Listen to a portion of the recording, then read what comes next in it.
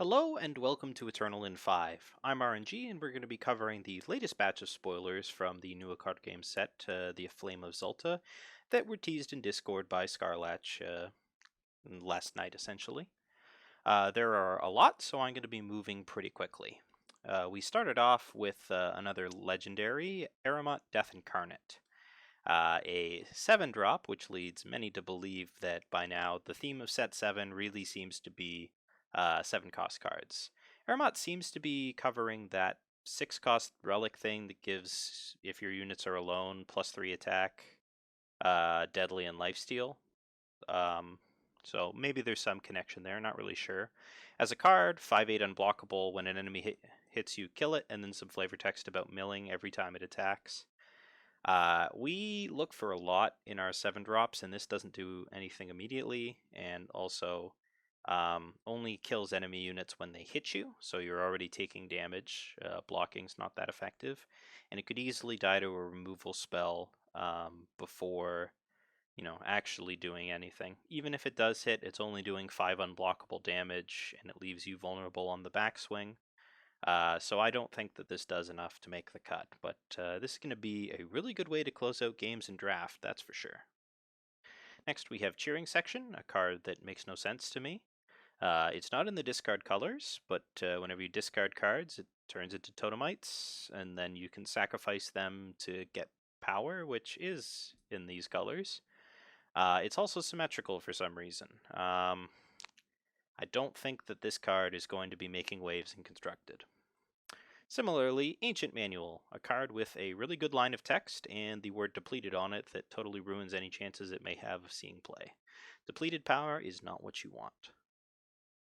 Vile Collaborator is a Dragon Anthem effect, I guess. 3-cost 2/2 is real bad. And giving dragons +1/+1 doesn't really matter. Turning 6/6s into 7/7s isn't that great. Lifesteal is powerful, but Diesel's Office does this effect already at a much better, or at least more effective rate, because you can cast other things alongside it. So I don't anticipate seeing Vile Collaborator anywhere. If we get a bunch of cheap dragons, and you can actually use this as a cheap anthem, that may change, but it's not really Dragon's thing. Cremate is a card I'm very excited about. It's a Stone Scar kill spell, essentially Death Strike, except you can also Death Strike sites, and it gives things Voidbound. That gives it a ton of flexibility in terms of what you're trying to do, because whatever you kill is going to stay dead. Now, sites didn't exactly pop out of the yard, but units did all the time, so Voidbound's definitely not flavor. And just having a way of 4-power kill a site, especially at fast speed, is going to be really powerful for control decks going forward. So look for Felnscar decks in particular to be really excited about playing this card. It wasn't something you could do before. You always needed to play bad damage in order to get it. You had charge units in control decks. So this lets everybody play control decks like control decks again, and I think that's good. Next, we have the actual Felnscar plant, Den of Ordeals. At the start of your turn, create and draw a treasure trove for each different name among your dragons. And this is Vile Mulatto agenda, so we're probably going to get a Felnscar Vile Mulatto if I had to guess.